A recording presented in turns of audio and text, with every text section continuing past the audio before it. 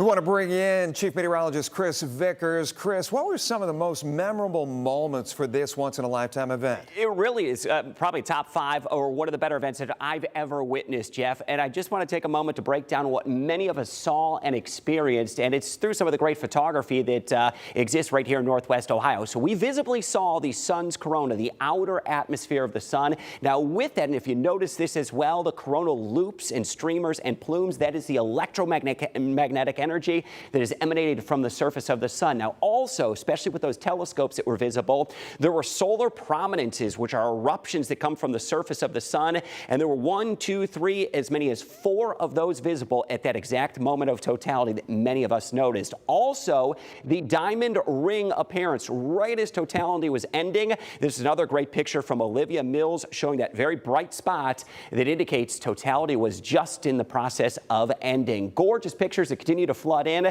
This one from the other side of Lake Erie over Ontario, sent in by Christine, showing the solar corona. Now, did you notice it as well? It got much cooler when we went into totality. We dropped from 72 in Ottawa to 64 right around totality, and then rebounded back to 75. Now, unfortunately, we're going to have to wait quite some time till our next event. It is going to be September 14th of 2099, the next chance that we get to see a total solar eclipse.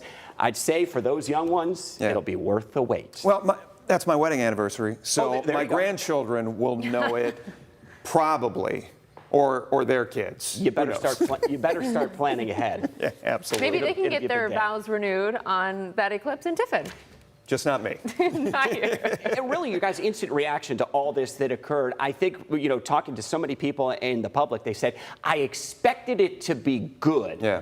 But I didn't expect it to be that monumental. I think we all we were talking about it yesterday as we were at Imagination Station with the thousands who were there, and it was just, we were vibing off the crowd because they were geeked up. They were ready for it. And when it happened, there were a lot of oohs and ahs. At the crowd, really all across Northwest Ohio, there were neighborhood parties. There were parties that were planned, like this one down at the Deutsch, BGSU. It was so great to see people unified in that one moment of totality, something that they're never going to forget. And it was the sight as the darkness fell. It still gives me chills rethinking about it and reliving it, even at this point, about 24 hours later. It is something that I'll look forward to telling my kids. Of course, they witnessed it as well as they get older and older, and say, if you ever have a chance to visit somewhere with a total solar eclipse, you better take that advantage. Do it. Do it. Absolutely. Thanks, All right, Chris. Thanks, Chris.